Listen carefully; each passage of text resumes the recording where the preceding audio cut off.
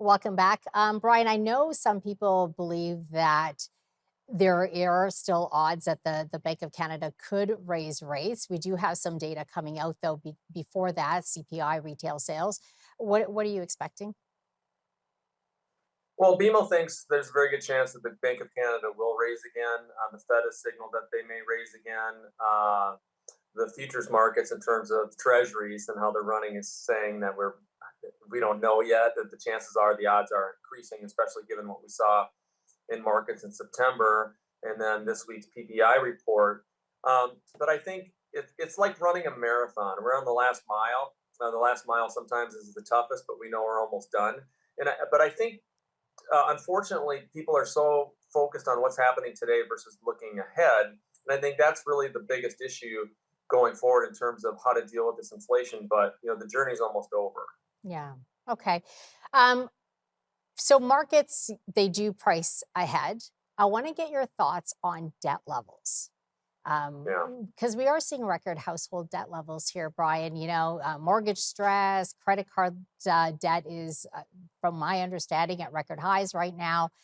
What sort of impact do you think that's going to have on the markets?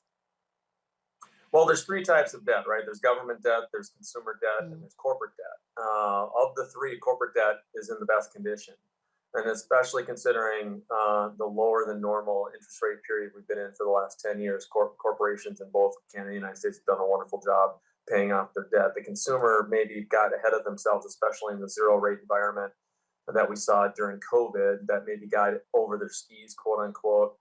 But again, with respect to these adjustable rate mortgages and how they're going to be resetting going forward, and maybe yeah. that's why people are getting more jobs to be able to at least pay for what's going on now.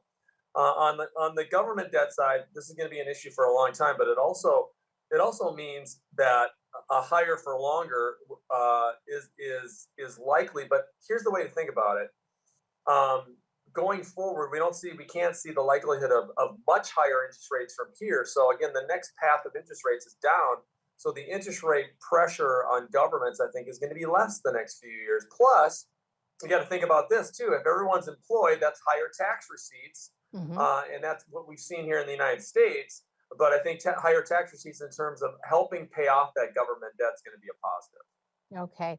Do you think that what's happening in the US, and I know there are pockets of strength there, do you think that that gives the Canadian market a bit of headwind too? Or tailwind, rather?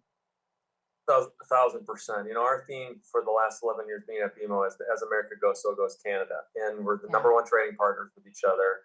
What we've seen, as I said at the beginning of the show, in terms of these other stocks that aren't banks, aren't oil companies, and aren't gold companies, a stock like Shopify and how great it's been doing, or Waste Connections, or the rails, or Couche-Tard. You drive around anywhere in America, and you see a Circle K. So I think a lot of Canadians don't understand it. Even Tim Hortons and how we're doing on Burger King and Popeyes. I mean, these are great companies with the cross border relationships remain very strong. So there are companies in Canada that can, will, and should do very well alongside what's happening in the United States and North America, for that matter. Brian, when we talk about quality of stocks, and you said, there are some really great stocks, what should the average investor look for?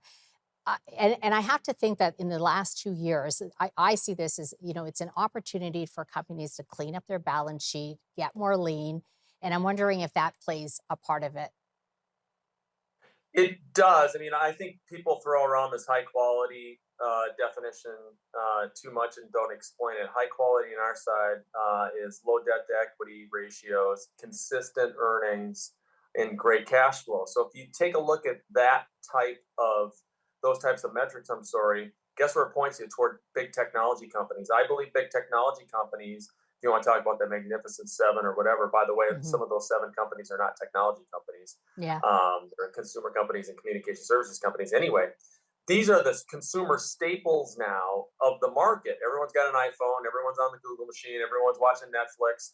So you got to think about that. That's number one. Number two, corporate America and corporate Canada have done a wonderful job of paying off their debt and really adhering to the regulations that we've seen, especially since the great financial crisis in financials. And balance sheets are the strongest they've been in a generation.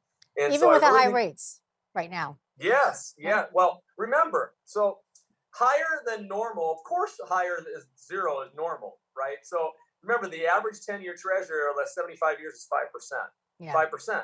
And so that's perspective. I think people have lost perspective because we're so short-term oriented and we're living in the now. So we're in this period. I like to tell people we're going back to the 80s and 90s.